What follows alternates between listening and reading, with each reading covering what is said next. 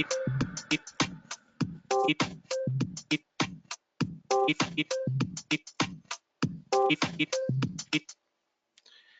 good morning, everyone. Welcome to our FDW webinar this month. We're delving into lighting systems for houses of worship. This is one of many webinars that we bring to you on a monthly basis.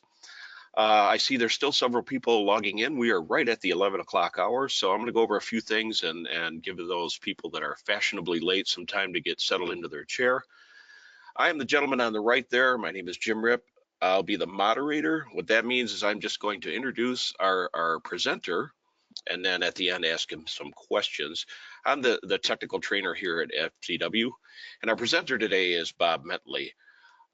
Very, very talented individual in the industry. So before we do an introduction with Bob here, let's do a few housekeeping things here. I just want to let you know that we are taking questions. This is a live webinar. We are taking questions during the webinar, but we will not address them until after the webinar. I will be presenting those. So if you look to on your GoToWebinar screen, you do have a section where you can type in your questions. Go ahead and do that. I will be gathering those during the presentation, present them to Bob later on. There's also a recording of the presentation, so that will be available for future viewing. If you get pulled away in the middle of the presentation here, don't worry, we will have this up on the FDW site. You will also get a copy through email of the webinar itself.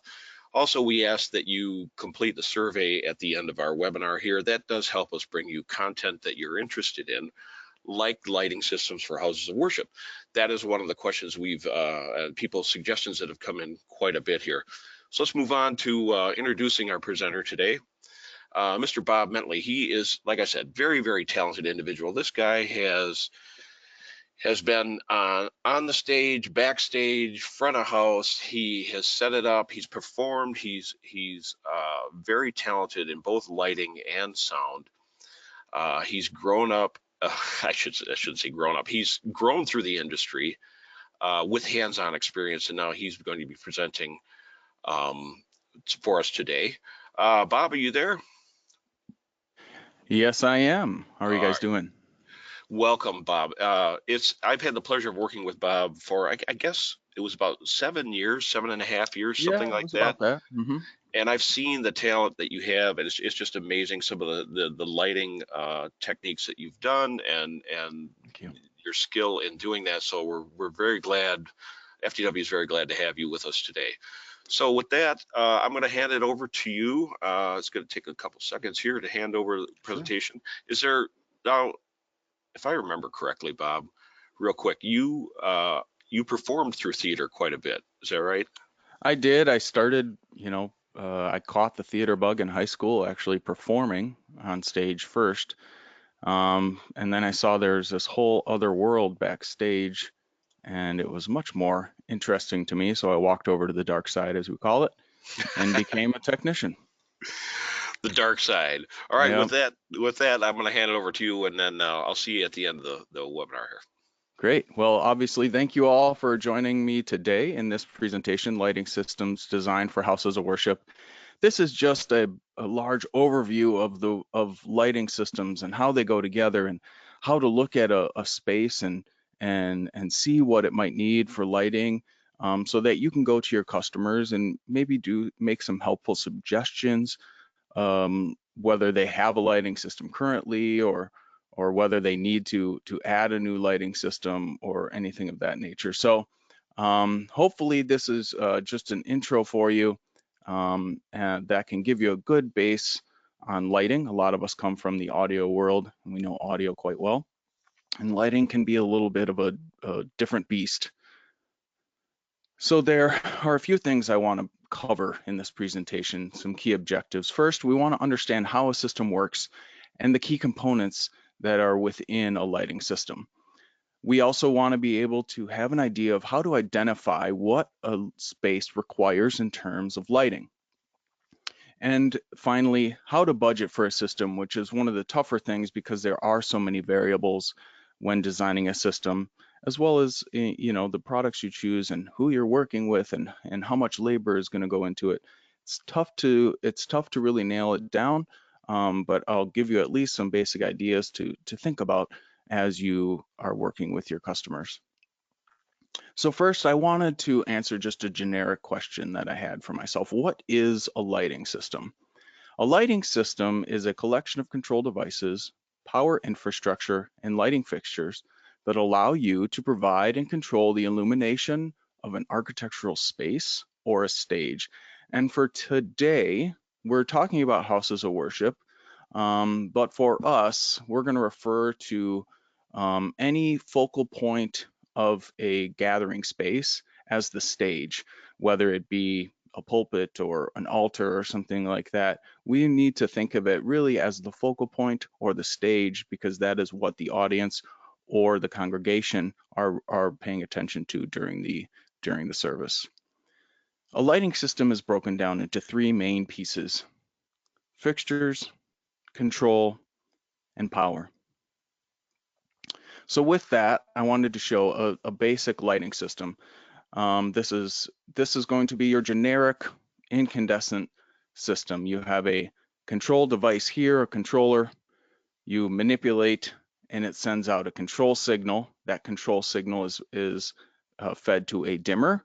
That dimmer takes that control signal, manipulates the power to an appropriate method to dim or intensify the light coming out of your incandescent lighting fixture. So it's a fairly basic signal flow, control signal to dimmer to power. Obviously, you have power fed into this dimmer as well.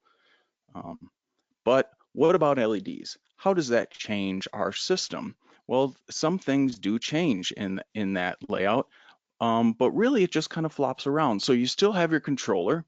It's still outputting that same control signal, but instead of going to the dimming device, the control signal is fed directly to the lighting fixture.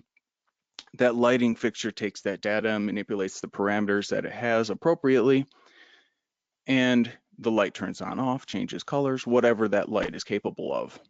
You still have power in that system. Power needs to be fed to the fixture to turn on the internal electronics. But in this case, we're going to use a switch or a relay device to allow us to turn on and off that power when the fixture is not in use. An important thing to note is this device here is a switch or a relay. It should not be a dimmer.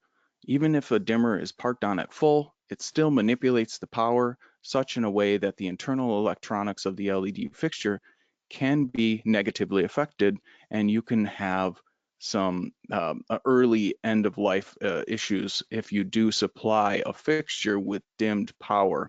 Even if it's parked at full, it's still manipulated. So we do want to look at our power infrastructure and make sure it's appropriate for an intelligent device, because an intelligent device should really be thought of as an electronic device. It is not a typical light fixture like we know. So what is this control signal? Initially, back, in the 80s, 70s, 60s, 70s, 80s, each manufacturer had their own proprietary control signal. And you could not mix and match manufacturers' products. If you had manufacturer A's control console, you could not use manufacturer B's dimmers. You had to use all the same system.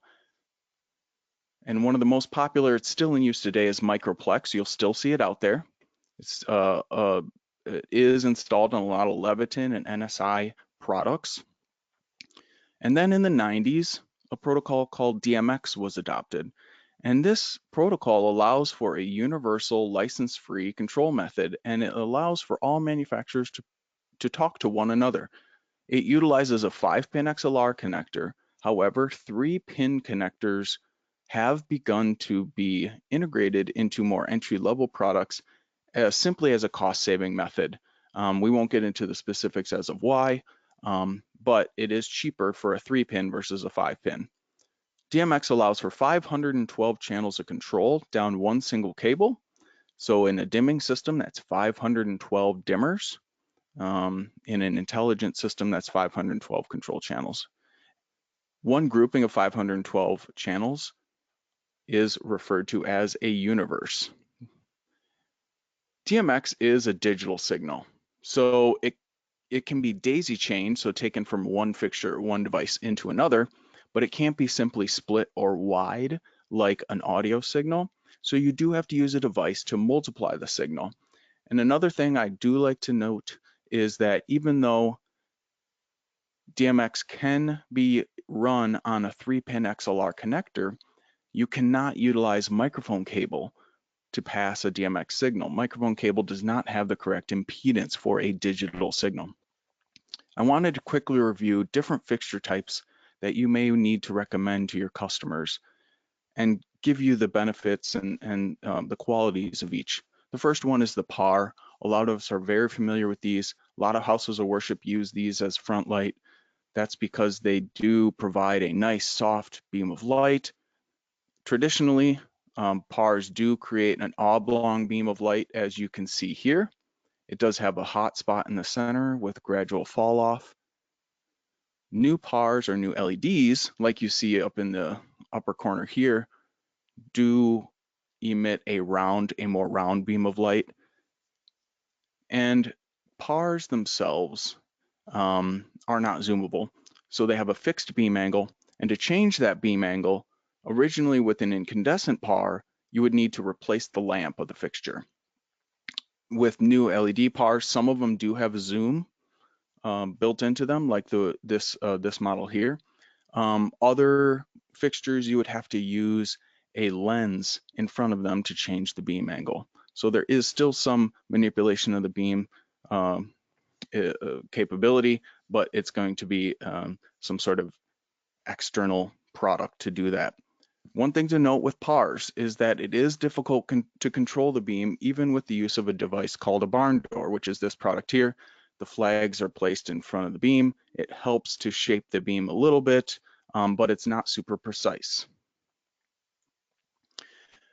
And then we have a close relative to the PAR, which is the Fresnel. The Fresnel creates, again, a soft beam of light, but it is a round beam of light. And you'll notice that the fall off of the edges is less, it's a little less gradual, it's a little more severe, so it's a little bit more controllable. Most Fresnels do have zoom capabilities inherent in them just because of the design. And very similarly to PARs, the beam shaping and beam control is a little difficult because of the use of barn doors again. And then we have one of the workhorses of the industry, the ellipsoidal, known by a lot of other names: spotlights, ERS, Lecos, Source 4s, which is a brand name, and profile spots, the list goes on. They all refer to the same product, an ellipsoidal fixture. This fixture creates a high intensity, even beam of light that has a very sharp edge. It can be softened through the use of filter materials or changing the focus of the lens, but it creates a soft, even hard edge beam of light. Most designs do incorporate framing shutters, which are these devices here. These handles here are actually a framing shutter that you would push in and out and rotate to change the framing of a fixture. So you could create a triangle or a square or any sort of polygon type shape with these. And it allows that precise beam control that you don't get with other fixtures. Most ellipsoidal fixtures have a fixed beam angle, and that is changed by the removal and replacement of this lens. This front lens is a separate piece, and they come in more than just these 4 at the bottom, but the industry standard beam angles are here at the bottom: 19 degree, 26 degree, 36 degree, 50 degree. As the degree increases, so does the size of the beam, but it's also important to note that as the beam angle increases, the average intensity of the beam decreases, as you can kind of see represented in the picture. That's because you still have the same light source, it's just spread over a larger area, so the intensity of that beam will decrease. They do make zoom lenses. This product here from ADJ does have a zoom lens in it, so that it is a little bit more versatile in that aspect because you don't have to change the beam angle excuse me, you don't have to change the lens tube to change the beam angle. And then another category of fixtures, I just threw them all together because they all provide the same basic functionality. We have strips, cycles, washes, whatever type of fixture you want to call it. These are fixtures that are intended to provide soft, even beams of light, and they cover large areas. Most of them have an asymmetrical or uneven beam of light. First, we have strip lights or linear fixtures. They are intended, as they are titled, to cover a linear area. These here are uplighting a wall. They're great for uplighting walls. They can be hung from the top and downlight a wall. They can also be hung overhead to downlight a linear area or a stage, so they can be used for a downlight wash as well. Then you also have what are called cyc fixtures. Cyc fixtures are a unique device.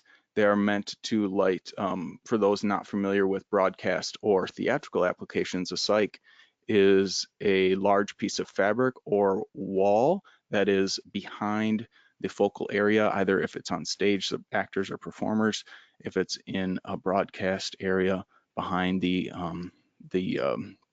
talent. And what these cyc fixtures do is provide an even wide field of light so that when you see here on this wall, these linear fixtures, there's some scalloping, there's a little bit of unevenness in the coverage. You have a hot spot here and it kind of gradually decreases as you get more towards the top of the beam. These light fixtures here get rid of that issue because they are a soft, even single source beam of light. And then we have just general wash fixtures. They're just meant to cover a large area with a lot of light, just whatever you need to use them for. In general, strip lights, cyc lights, wash fixtures are going to be brighter than other fixtures because they're going to be physically larger. They're also going to have more LED emitters located in them, so they are going to be typically more expensive as well because they're larger, they have more LEDs and such. Another thing I wanted to cover is just talk a little bit about moving lights because it is becoming a more important topic for a lot of installations. A lot of customers want that flexibility. We're not going to get too deep in it today because that can be a whole webinar in and of itself. But I wanted to give you just some basic information about moving lights. Moving lights are available in numerous variations. I'm showing just two different types here. These are both actually a wash type fixture. This could be thought of as a par, like we first saw with the single emitters on a moving yoke. This is a par as well. It is just a simple wash fixture that casts a single beam of light. This one is multiple beams of light. It could be used for eye candy and also a wash fixture. This one here could be considered an ellipsoidal on a moving yoke. That's the type of light that it's going to emit. There are also effect fixtures and fixtures that are hybrids that can do they can act like an ellipsoidal, but then they have filters that can make them look like washes. So there are numerous types of moving lights. The nice thing about moving lights is they're very flexible. And because of that flexibility, they can replace multiple standard or static fixtures. Also because they can be moved, like the name mentions. But when you add in moving lights, you are going to be required to have a more advanced lighting controller. And you're also going to need to allocate additional programming time of those lights because instead of just saying an intensity or saying an intensity and a color, now you also have to dictate the position of the fixture. If you're dealing with a spotlight fixture that has gobos that can be placed in or patterns, you have to tell it if those are in or out. If there's zoom, all of these three fixtures that I'm showing have a zoom capability. Now you have to tell the light fixtures what zoom angle to be in as well. So there are a lot of additional parameters that you need to take into account when you're programming. So more time needs to be allocated to that. And moving lights do require more maintenance than a standard LED light because there are more moving parts. And with anything that has more moving parts, more maintenance can be expected. They also have fans in them that blow air through them because these are brighter than most LED fixtures. So with more fans comes more dust. So they're going to need to be cleaned every, year or two, depending on the type of environment that you're in. So that should be taken note of as well. So incandescent versus LED, we're at an interesting crossroads in the industry where, LED is becoming a much more obtainable option for a lot of venues, but some are still stuck on the old incandescent fixtures. So I wanted to throw this slide together, kind of showcasing some differences between the two. We know a lot about a lot of these.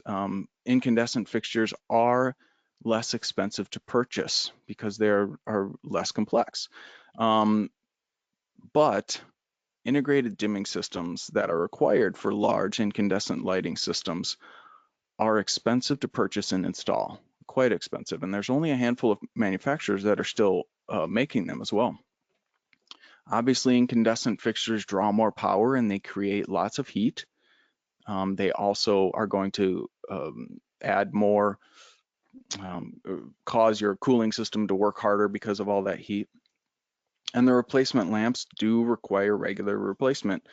And for some churches, that can be quite an expensive undertaking if you have to move pews or rent a man lift and hire electricians to do the work. So it can be quite expensive to have lamps replaced.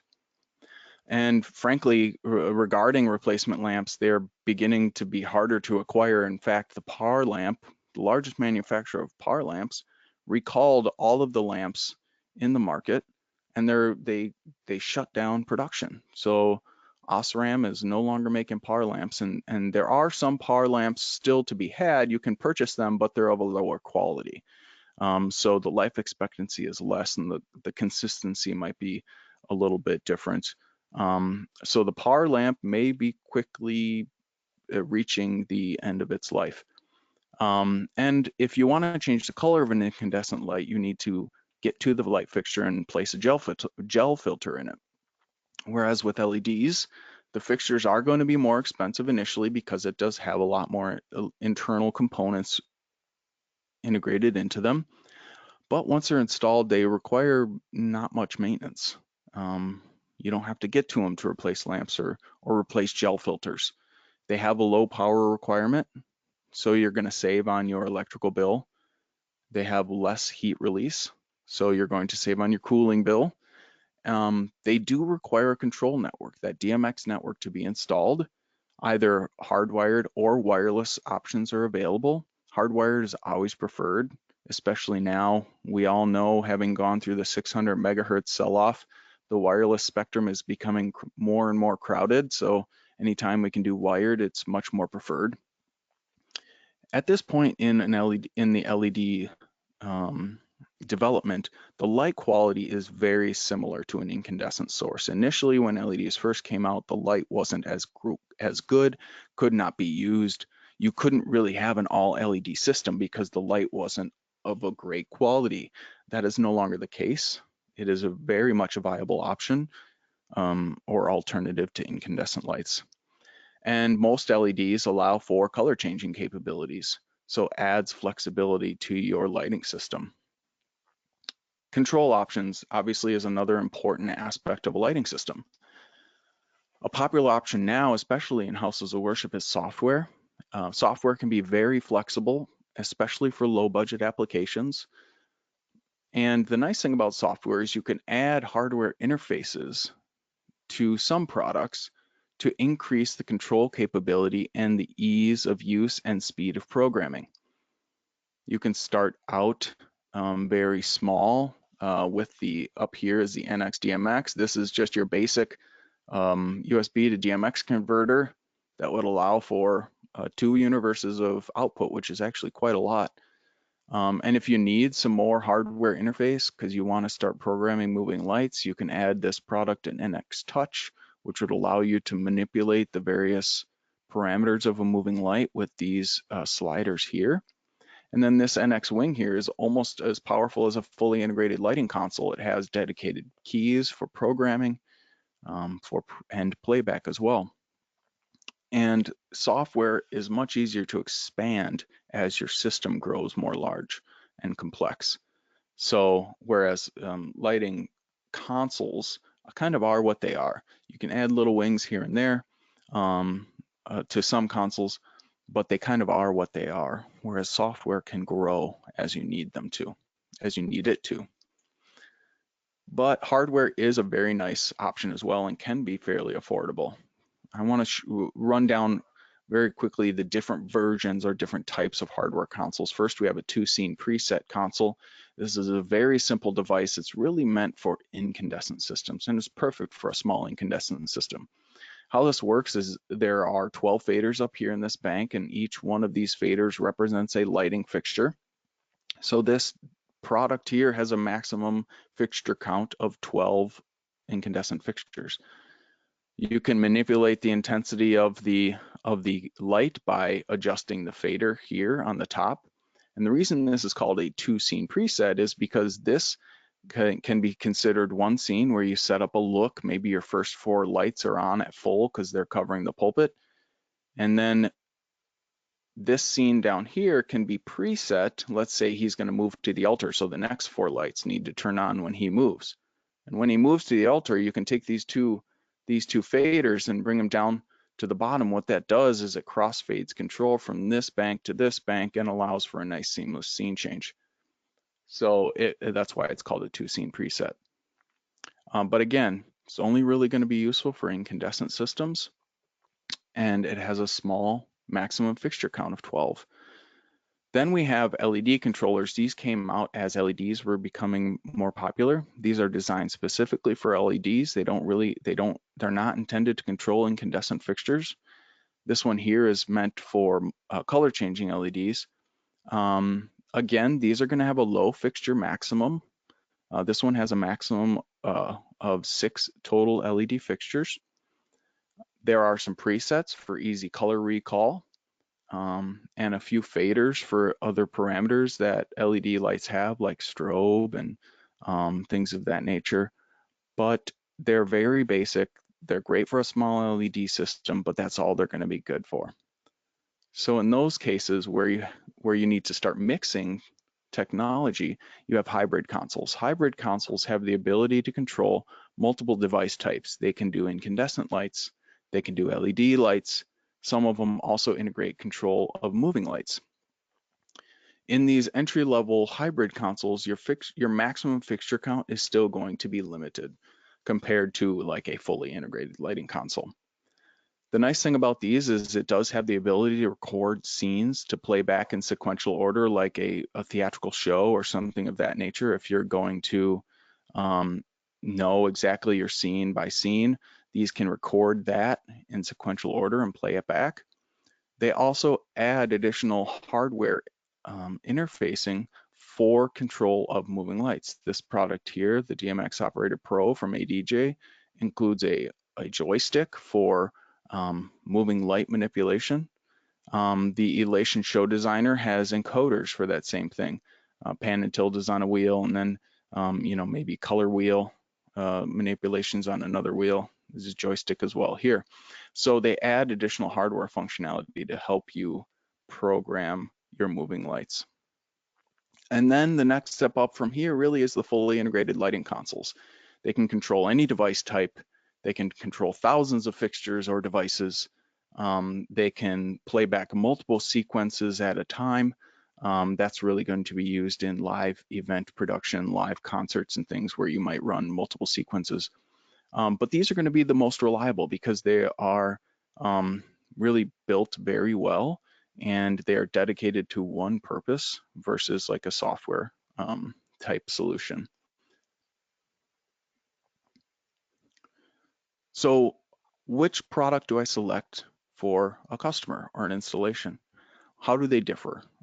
Software is low priced, can be low priced, and in fact, Onyx software from Obsidian is free to download, and it's a fully functioning software, unlike a lot of other manufacturers that limit their software output, or you have to pay to actually be able to output anything. Onyx is free. software will require some sort of converter to connect into your lighting system, either a USB to DMX converter like the NX-DMX or a network to DMX converter. Obviously, with software, you're going to need a computer, and I can't stress enough that it be a dedicated machine, so that you don't, in the middle of a show, have a background program try to run an update and crash your show. It happens.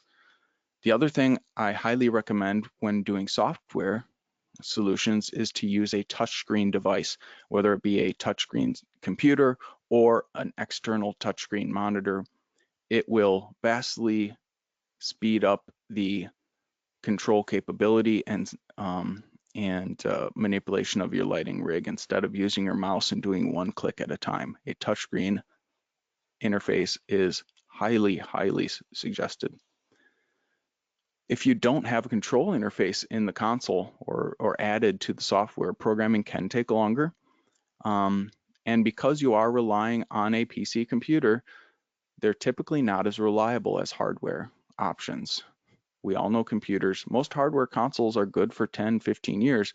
Computers, maybe 3 or 4 before you have to update it. So we all know and love PCs. Hardware options, the pricing can vary widely. The 2-scene preset, less than a couple $100. A full NX2 is multiple thousands of dollars, but that's because of the capabilities of each. A hardware console can directly connect to any lighting system with multiple control protocols available, so you don't need any converters. The dedicated hardware that they have is going to allow you to program fast and control your full lighting rig. And they're going to be more reliable than a computer because it's manufactured for one purpose, and that's only to run your lighting rig. And so they have a longer lifespan as well. They're not worried about any other processes other than running your lights. I quickly wanted to cover power devices as well, because that's another important aspect of any lighting system.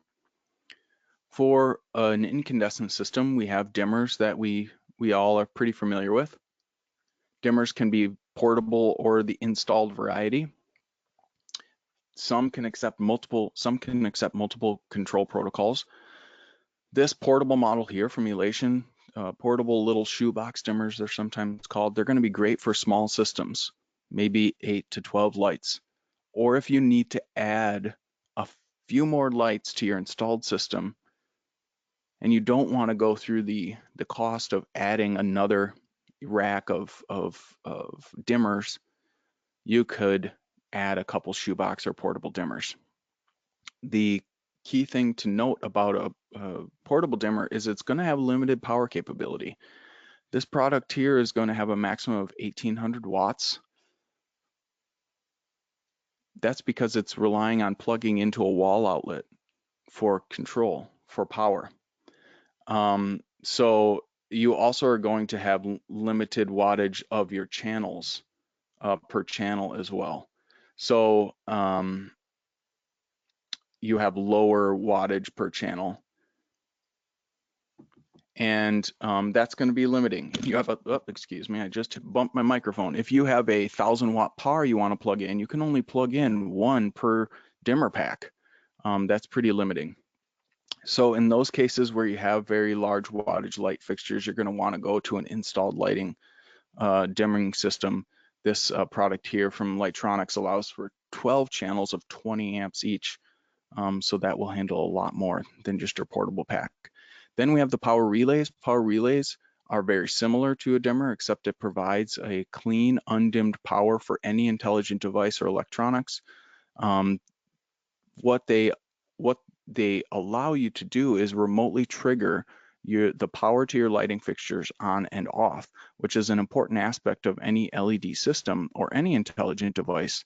You want to actually power them down when they are not in use. Simply bringing the fader down so that there's no more light coming out doesn't actually turn off the fixture. It's still running.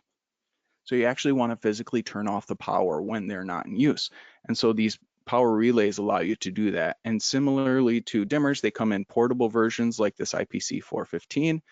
This product is unique in that not only is it a power relay, it also is a DMX splitter, like we talked about earlier, that you need to have a specific device to split DMX. This will both split your DMX and provide power relays.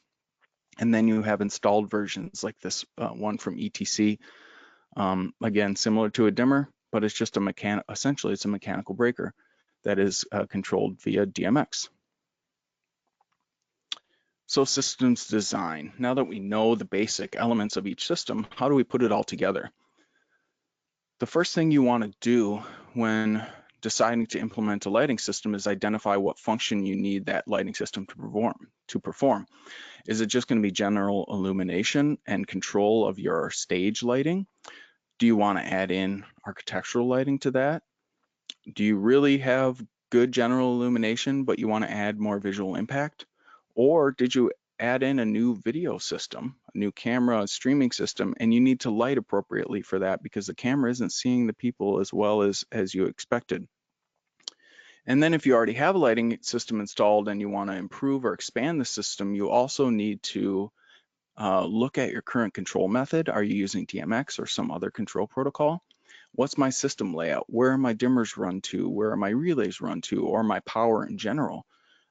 Does my infrastructure allow for expansion? Does my control console allow for any additional fixtures?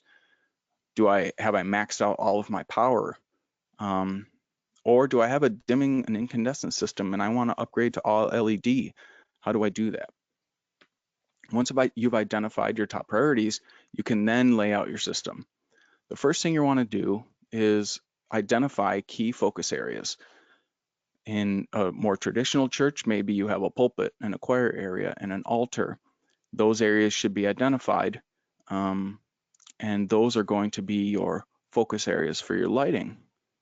Alternatively, if you have a more open concept stage where you don't have defined spaces, you could do a broad even coverage and do a zone type layout.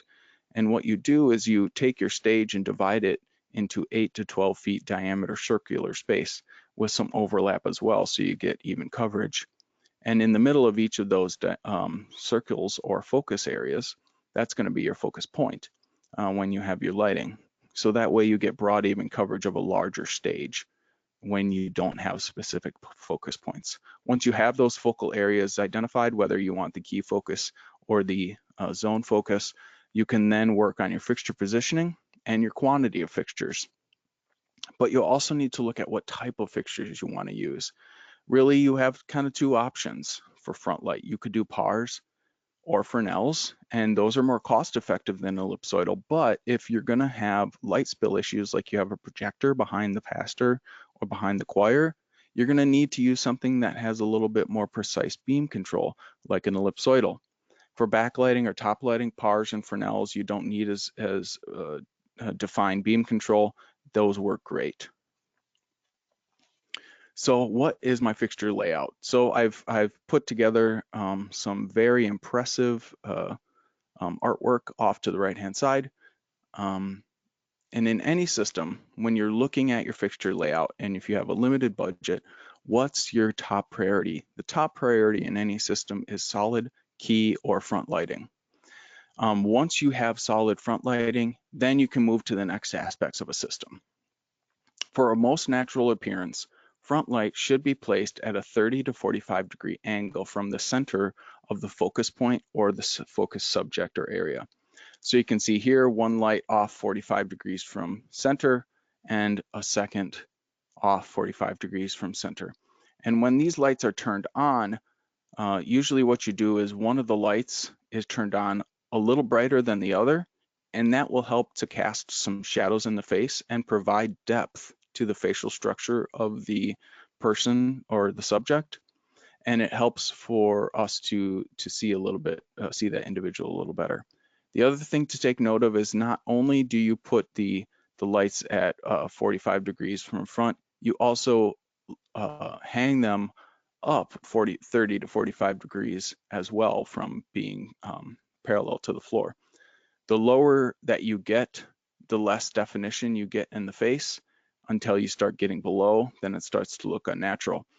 The higher the angle also creates more shadows and looks unnatural. So 30 to 45 degrees is the optimal angle. Once you have good front light placement and coverage, then your next priority, unless you're doing video, is top or backlight. Top or backlight is crucial in video because what it does is it helps to define the shape of the subject or the individual. It helps to bring them out from the background.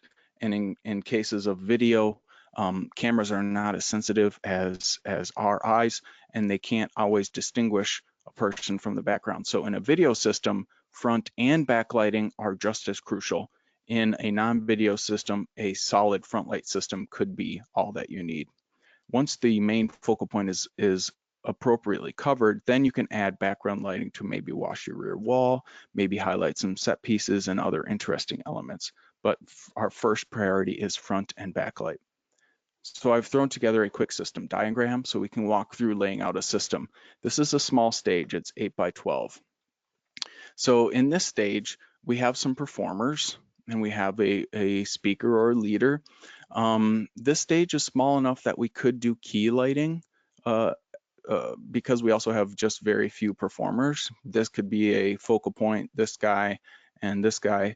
But also, since this is a free-form church, I'm going to actually do zone lighting.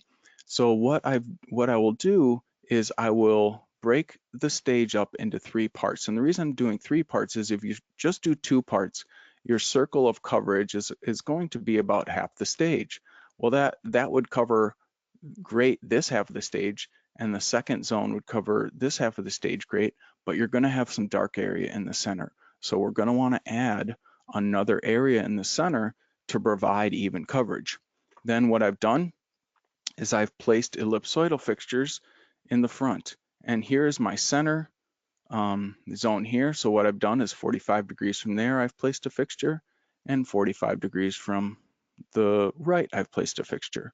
This zone here, 45 degrees, I place a fixture, but my pipe doesn't allow for a true 45 degrees on this side.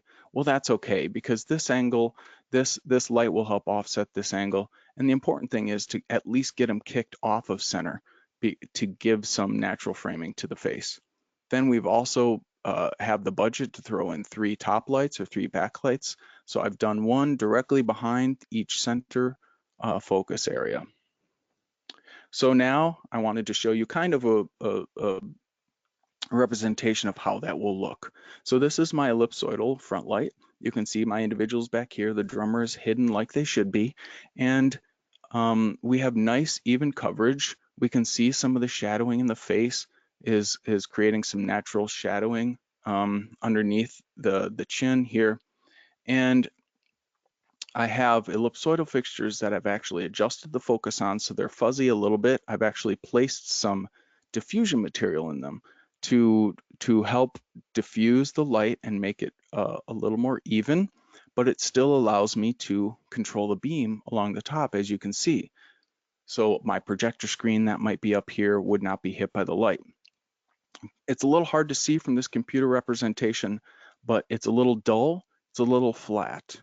So what we do is we add in our top light, and what that helps us to do is highlight the individual and bring them and separate them from the background. It's hard to see on the computer. Hopefully it gives you a bit of a representation of what it might look like.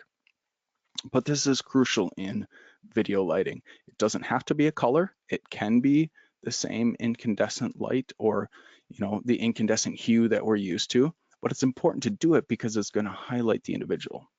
And then this next slide shows that same system, but I've replaced the ellipsoidals with pars so that you can see we lose a lot of that light control with a par fixture. We have some unevenness of the beams. If we had a projection screen down here, it's going to start getting washed by those par lights, and it's going to wash out our content. So in those cases, we're going to want to do a more controlled beam like this ellipsoidal. Looks a little bit more professional as well, in my opinion, but versus a par. Par front light can be a great front light and can work for a lot of applications when you don't need that precise control. The all important and difficult task of budgeting. So there's just the thing that I'm going to do as far as budgeting is give you things to think about, because I can't tell you how much a system's going to cost. There are so many variables in each application, it's hard to give one number. So the things to think about: is it a new system? Are you going to do LED or incandescent? And frankly, at this point, brand new LED versus incandescent is almost a wash. LED is still a little bit more expensive, but if you factor in even one light bulb change in a system, or the additional energy taken to run the incandescent system, LED quickly becomes the same price. I've done the quoting from my previous work at Full Compass. I've looked at both options, and it's quickly becoming even. So if you have a brand new system, you starting from scratch, LED and incandescent, pretty much the same price. If you have an old system, what do you want to do? Are you just going to add additional lights to an existing system? Do you have additional dimmers available for more incandescent lights, or do you need to use some additional maybe portable dimmers? If you have a relay system and LEDs, do you have more channels of DMX that you can add more LEDs into it? If you have a incandescent system and you want to move to LED, what is your current power infrastructure? Do you have an integrated dimming system that would need to be replaced? Some manufacturers actually have products that are designed to have modules that can be pulled out and replaced. And the dimming modules can be replaced with a relay module, which would save money in pulling out that old dimming rack. Another option, if you're moving to LED, can you upgrade in phases? Can you do maybe just the downlight system first, and then swap out the incandescent lights in the front to do the front light? Or can you swap out the key lights, the most important lights, maybe the pulpit lights and the altar lights for LED, and then go back and do the rest, lesser important areas? That could be an option. Obviously, with houses of worship, one of the things that they're most concerned about is being judicious with their funding. They have limited resources at times.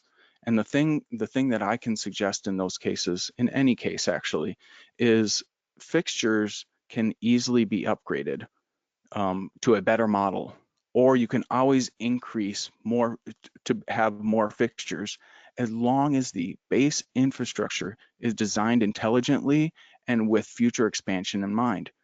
It's a lot cheaper to install the electrical components when you're building a new building. If you need to go back and do it afterwards, it's going to be a lot more expensive.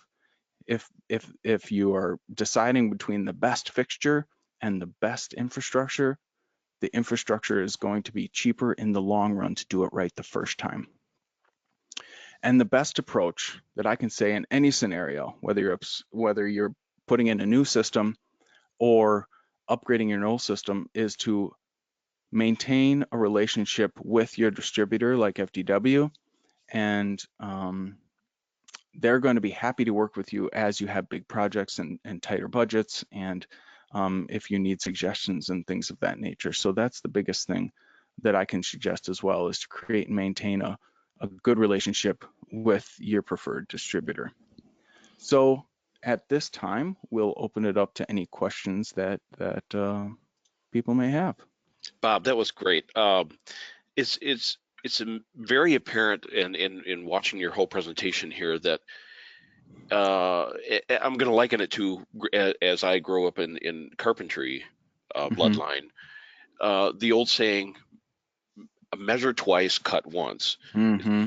very, very important to Mm-hmm. mathematically lay this out and be well prepared before you go into just throwing fixtures up on and Mm-hmm. pointing And them. see what sticks. Yeah, that's a good analogy to put, as much work as you can do on the front end to lay everything out intelligently and plan for anything that you can. Obviously, we don't know what's coming in the future, but trying to guess what might be coming is going to go far for the installation.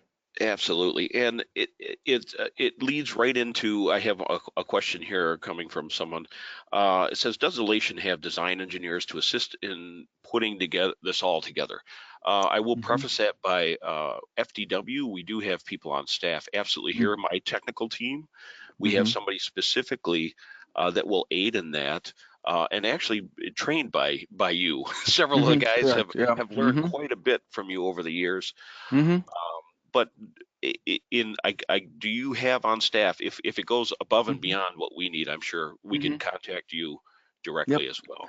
Absolutely, that's something that I can definitely assist with. In the next slide here, I'll get my contact info out. But anytime you had any questions about gear or maybe have a system that you need help laying out, you can definitely contact myself, and I would gladly assist in any way that I can, and help get you demos as well if you want to see an Elation fixture for a certain install or a certain church. That's definitely something that we would help with. But again, Elation is not going to sell you the product. You're going to need to go through FDW to buy it, which is why we like to partner with good companies like FDW to help you obtain the products that you need. And they're going to allow you to obtain more than we are able to sell as well. So they can sell you not just the Elation lighting fixtures and the Obsidian controllers. They can sell you a speaker line array system as well, or a microphone system to go along with this full package. But I can certainly help you lay out a new system if you have any questions, or if you need some, a little bit of assistance. You think you got it all figured out, but maybe you just want somebody to check over it once. So you've through the presentation you mentioned ADJ as well. What is the relationship Mhm. between Elation and ADJ? Sure, sure. ADJ was actually the first company to come out. ADJ started in 1985, and they really built products for mobile DJs. ADJ has since grown, especially in the last 5 years or so, to create more a mid-level product, great for houses of worship and productions. Elation was started by the corporation of ADJ in 1992 to create and to manufacture higher end moving lights. So that is still the separation today. ADJ creates mid-level, mid-market products. They don't do a lot of mobile DJ anymore, like we used to know them for. We actually have started a new company, Eliminator Lighting, which FDW does offer. Eliminator lighting is going to be your DJ and mobile entertainer type fixtures. ADJ is kind of your next step up, and then Elation is going to be your top level premier lighting fixtures. We are out on tour with numerous high level artists. Elation is, but we are all owned by a corporation called ADJ Group of Companies. So we are just different brands within that group. Great. Think of it almost as Harman. Harman and owns JBL and Martin and Soundcraft and all that stuff. Same thing. Right. It helps to understand, yeah, that Yep. whole stepping Hmm. process through what in that how that's related. Yeah. I do want to address a lot of the questions. There's a question here though.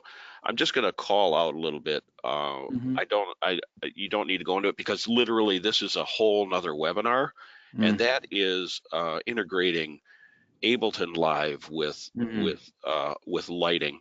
That Hmm. what's involved there is ADJ actually has a converter, the MyDMX software, MyDMX 3.0. It has Hmm. hardware that goes with that.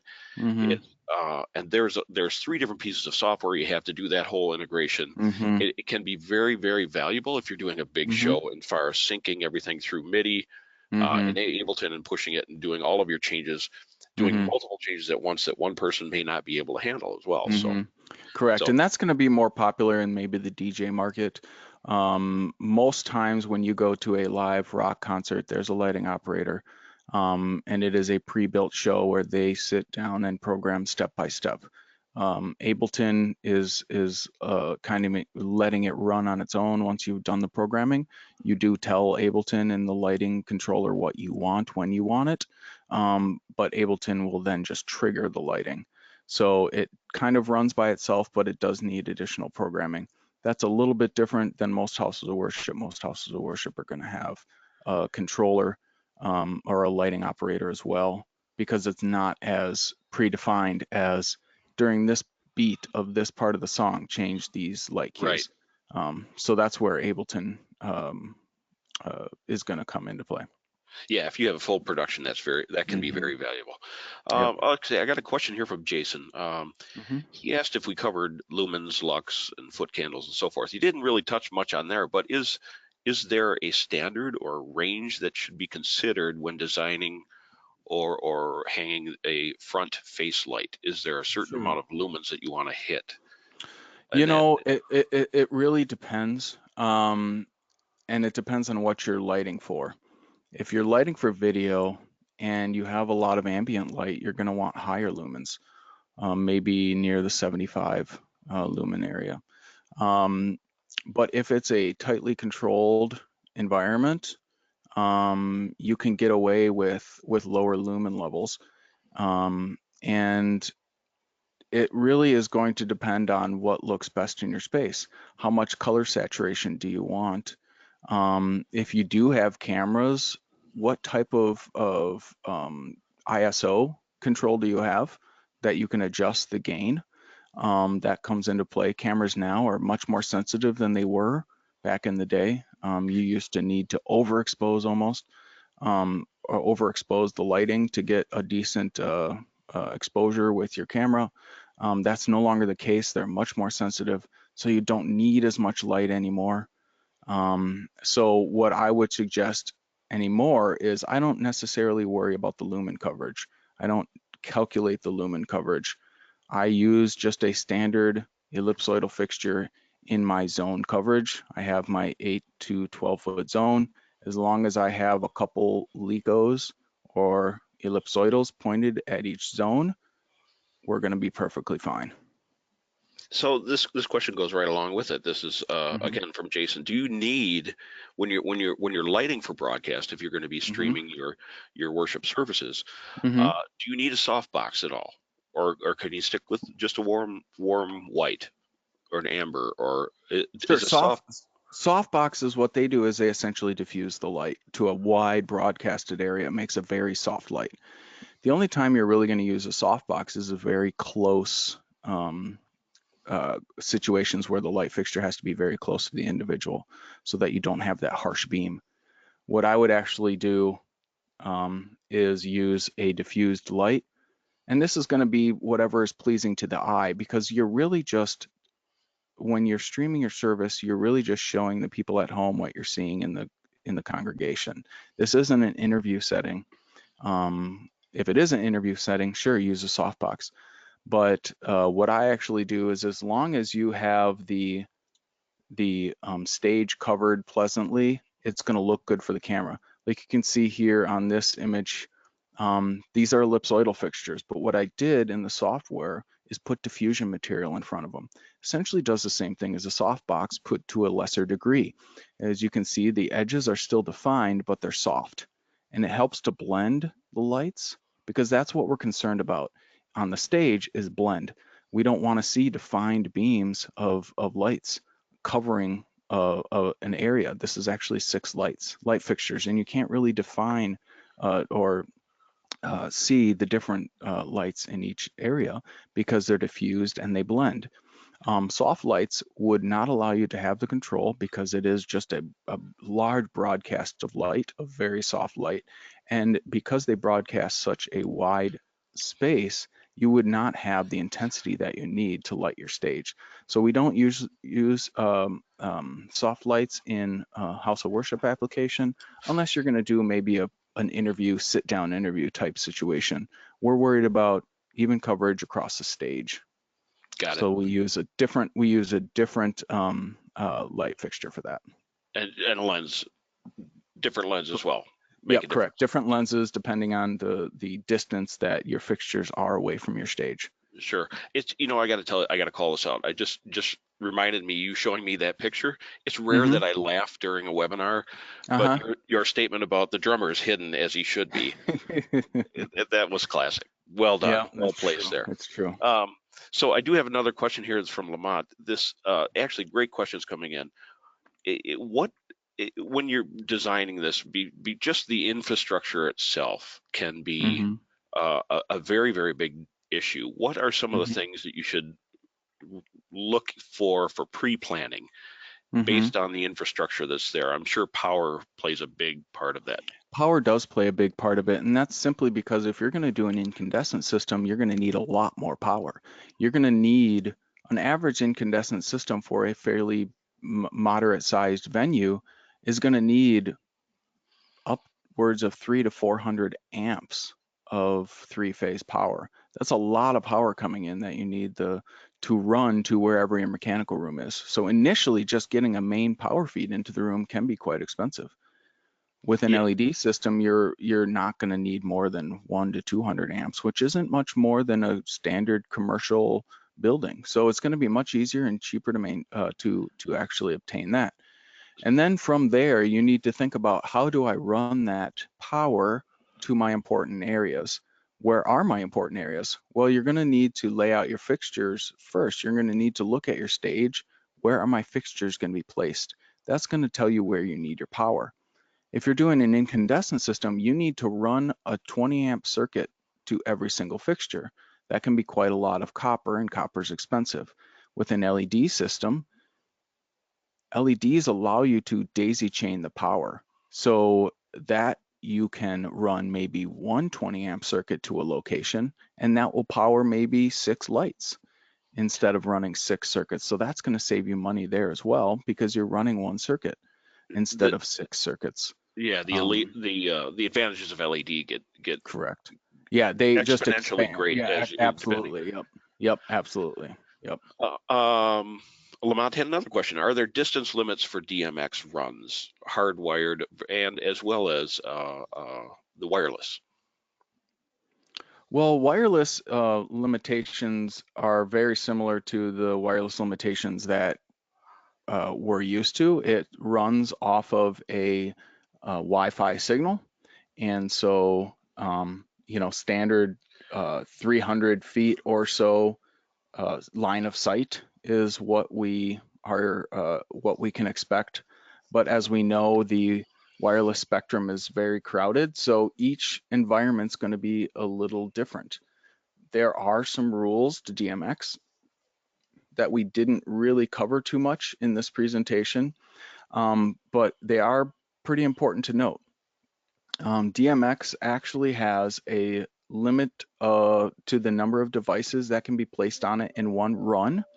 So DMX has a maximum of 32 devices on one run of DMX. So if I'm coming out of my lighting console into a lighting fixture, I can only go to 31 other lighting fixtures before I need to re-amplify the signal, because it is a digital signal, so it slowly degrades, as you continue to run it longer and longer. So, Um, so Lamont, that should answer your next question as well. mhm. Does does each light need a separate port on the board? No, it doesn't. No, DMX is a it can language that daisy chained. Yep.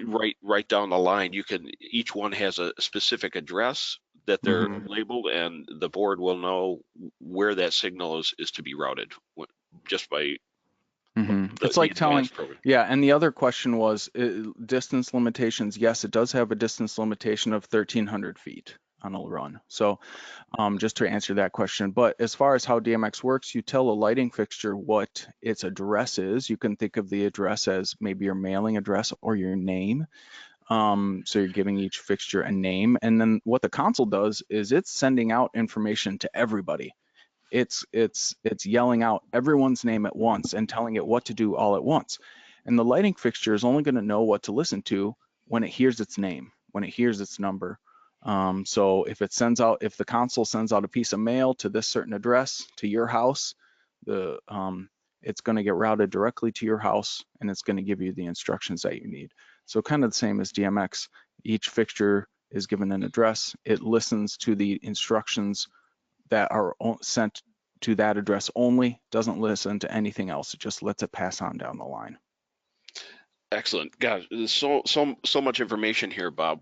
Just Yeah. to round it up, some of the be that's we're running out of time here. Yeah, we are running a little Some long. really important issues that you touched on. Ambient light, very important. Hmm. Hmm. What does that infrastructure look like? The power, that's very important. What is Hmm. the overall effect that you're looking to get? Are you going to be using Hmm. projector? There's so many different Hmm. factors to, Yeah, absolutely. and like we said early on in the question section here, measure twice, cut once. Do the Yep. planning part very in depth. Hmm. That way you'll get exactly what you're looking for. Yep, it goes a long way, and it's a lot cheaper to throw out a plan on a piece of paper than to throw out a plan and repull all your wires. Yes, and we do have people on staff here that do that, and we can always rely on Bob as well. Give him a Hmm. call if we get stuck. Um, Thank you so much, Bob. It's been Yeah. very insightful. It was a pleasure to have you, and Yeah, happy to for help. everybody out there, a recording of this will be available. Uh, we will send that out if you've signed up. We will send you out a link to that. We will also be posting that on the FTW website as well. And thanks, Bob. And I think that Yeah, thank you concludes guys our. very much for All your right, time. awesome. That concludes our webinar for today. Thank you, everybody. Have a great day, everyone.